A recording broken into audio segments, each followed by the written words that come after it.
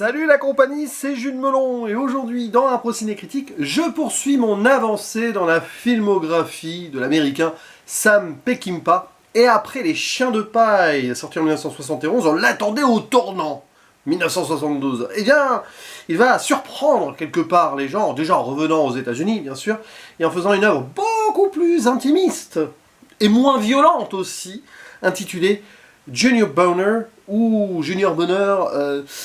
Le dernier bagarreur en VF. Alors, le titre est très discutable. Voilà.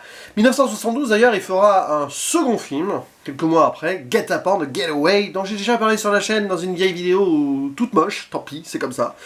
Je le reverrai quand même pour moi. Hein. Et dans le rôle principal de Junior Bonheur, nous avons Steve McQueen, tiens, qui sera aussi dans Get Up On. À ses côtés, alors, des actrices ou acteurs plus ou moins connus, il y en a une très culte quand même. Ida Lupino, venue d'un ancien temps du cinéma, comme pour faire converser ici une ancienne Amérique avec l'évolution de celle-ci, c'est l'un des thèmes du film. Pour jouer le père, Robert Preston. Pour jouer le frère, Joe Don Baker. Ça a failli être Gene Hackman, mais niveau salaire, c'était trop compliqué, donc Steve McQueen a pris quand même le magot. Il y a aussi une apparition de Charles Gray qui sortait d'un James Bond. Voilà, pour les principales figures artistiques, visuelles des actrices et acteurs au casting.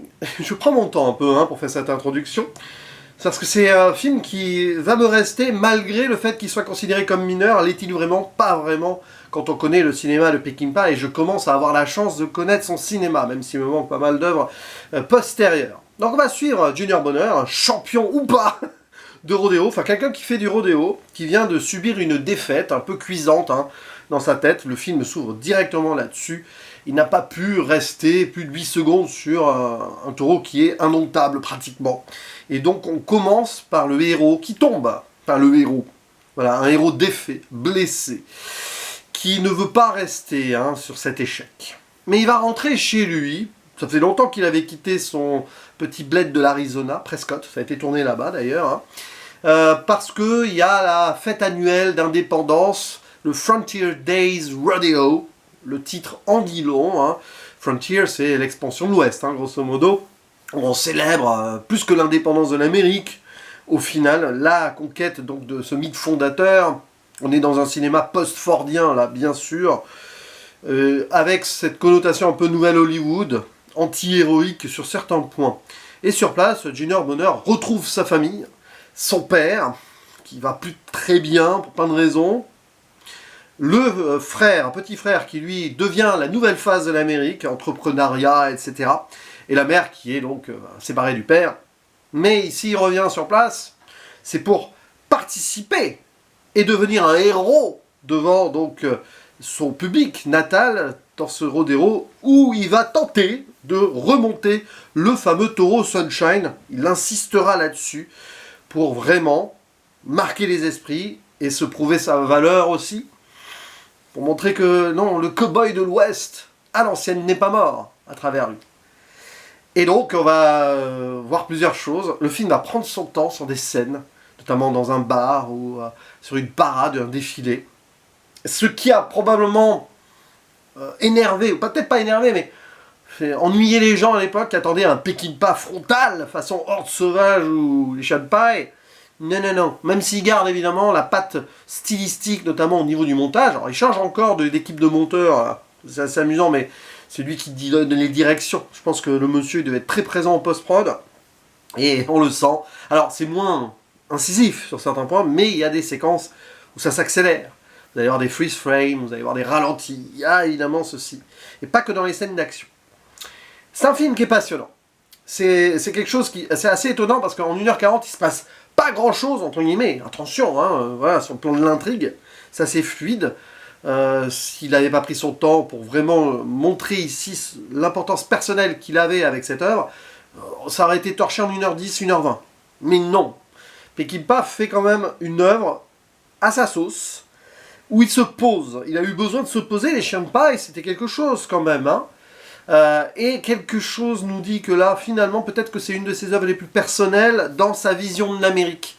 C'est assez évident par rapport au film d'avant déjà, la place de certains hommes d'avant dans une Amérique qui évolue et qui change. On le voyait de toute façon dans La Horde sauvage et plus ses affinités, bien sûr.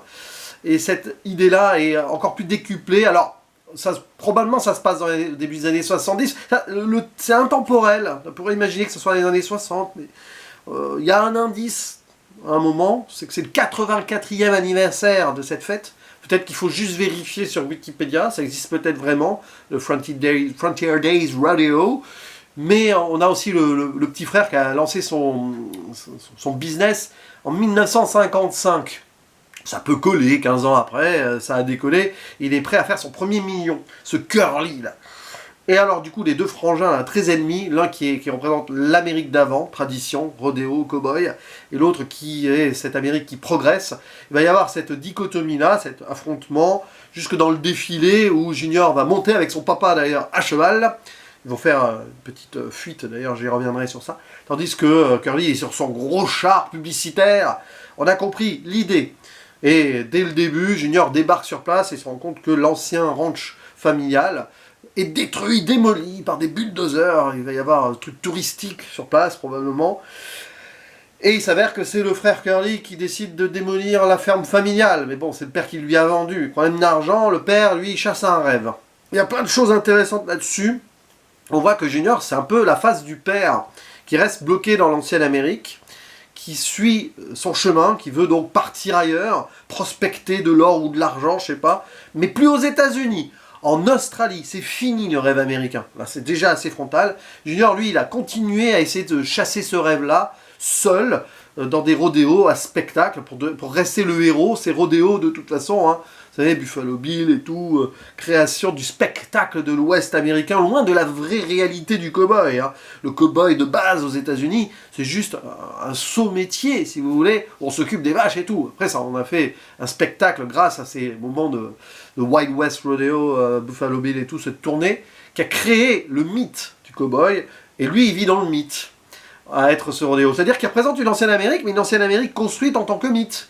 D'une légende, si vous voulez. Donc quand je disais que c'est le post-fordien, lui, il s'est imprimé cette légende dans la tête et il décide de vivre ainsi.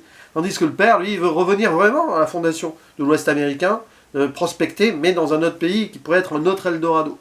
Et vous avez la mère qui est un peu plus terre-à-terre, ancrée sur place, qui représente une sorte d'immobilisme aussi, où elle constate les choses, mais elle ne bouge pas.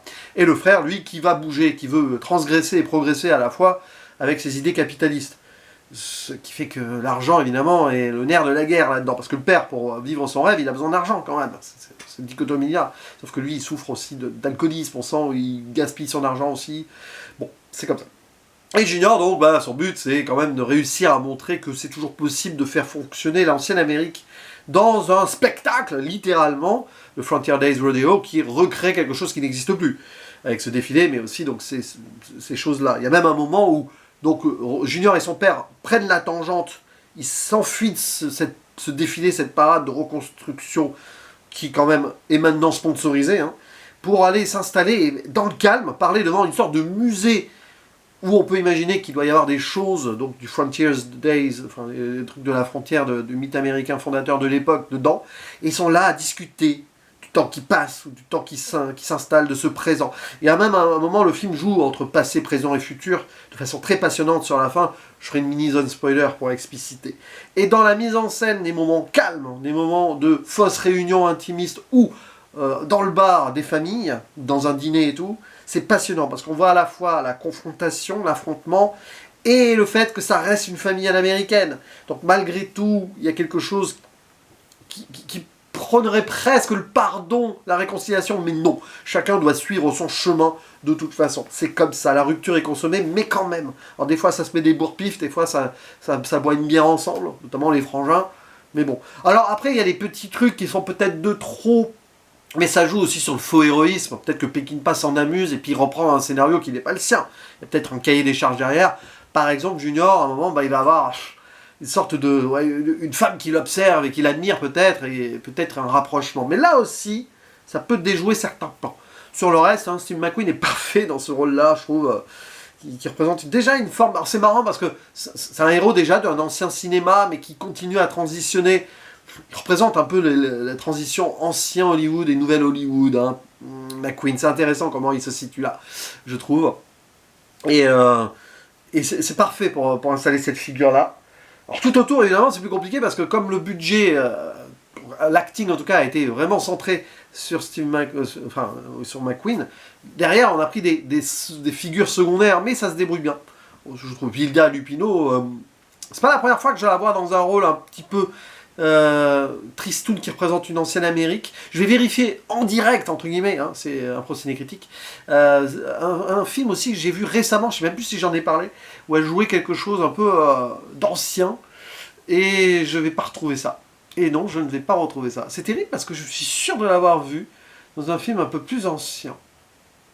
Bon, c'est pas grave. En ce qui est sûr, c'est que... Oui, c'est très étrange que je ne retrouve pas. Mais bon, elle représente quelque chose Elle a été aussi réalisatrice, et tout, actrice... oui, enfin, qui a connu sa gloire avant, quoi. Il me semble, hein, si je dis pas de bêtises, si je suis pas en train de me confondre des choses. Elle a joué dans La Grande Évasion aussi, tiens, c'est intéressant ça, qu'elle ait joué dans La Grande Évasion, maintenant que j'y pense. Elle a été que actrice, Hilda Lupino, elle a bien été réalisatrice aussi. Maintenant, vous voyez, je doute en direct avec vous. Mais oui, elle a été réalisatrice, bien sûr. Il faut d'ailleurs que je découvre son cinéma. Donc voilà, après, sur certaines scènes, hein, je parlais donc de la parade, la tangente et tout. J'aime bien un procédé critique, si mon concept c'est que je peux me permettre des digressions comme je veux, même si ça peut m'être reproché.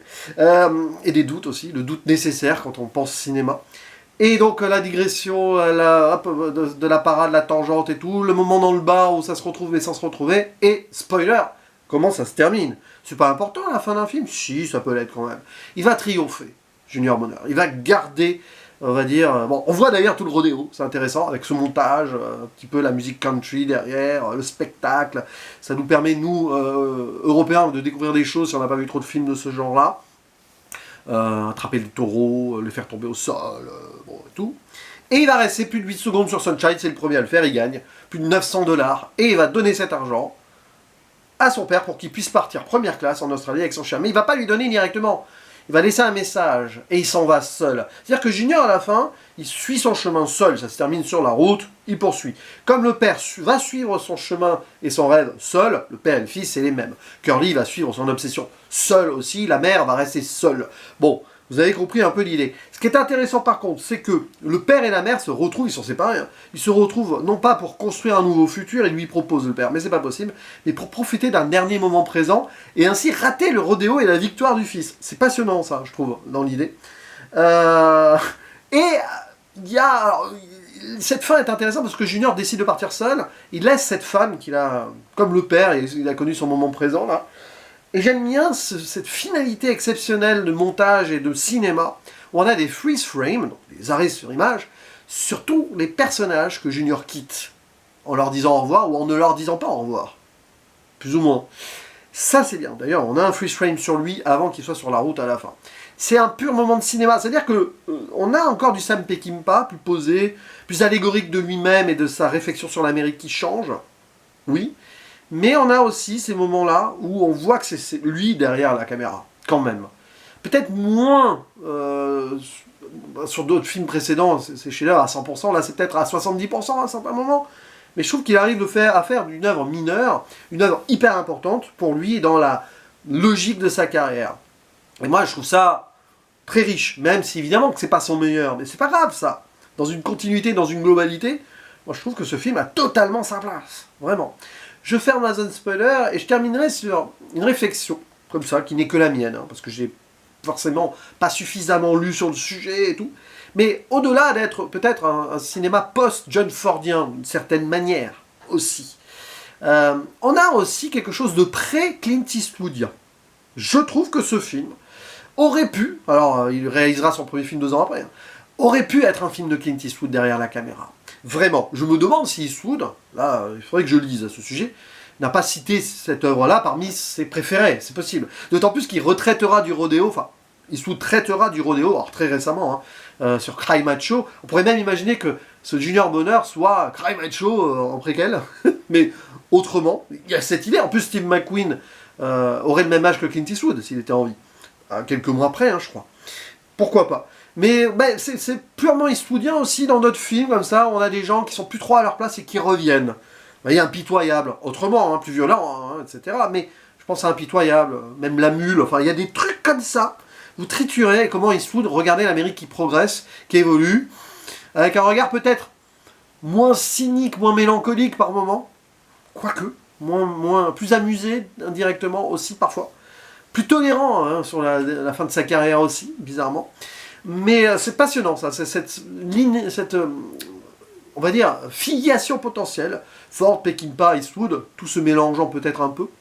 Peckinpah et Ford continuent à faire des films hein, en même temps, hein. Enfin, Ford il était sur la fin là quand même, hein. Mais bon, voilà, c'est cette réflexion que j'ai là, après le visionnage de ce film. C'est un film très à l'américaine, qui est conscient de l'évolution de son pays, mais voilà, qu'il le traite d'une certaine manière.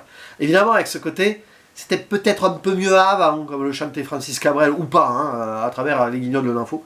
Indirectement, oui, mais conscient d'une évolution. Voilà, après, vous en faites ce que vous voulez. C'est du cinéma qui contemple aussi. N'hésitez pas à me dire en commentaire ce que vous pensez de ce Junior Bonheur, si vous l'avez vu déjà, évidemment, hein, forcément. Et si vous l'avez apprécié ou pas, donc comment vous le situez dans sa filmographie. Évidemment, peu de personnes disent que c'est son meilleur. Peu importe. Peut-être des gens d'ailleurs. Hein. Ça dépend aussi comment on peut ressentir. Si vous aimez le cinéma un peu plus posé, intime et contemplatif, vous pourriez éventuellement préférer ceci à La Horde Sauvage ou Les Chiens de Paille. Hein. C'est comment on ressent les choses. Hein. Mais en tout cas, c'est passionnant. Et j'étais content de vous en parler, à ma façon, avec quelques moments de digression et de doute, mais c'est comme ça. Allez, à vous la parole, et il ne me reste plus qu'à vous dire à la prochaine. Ciao!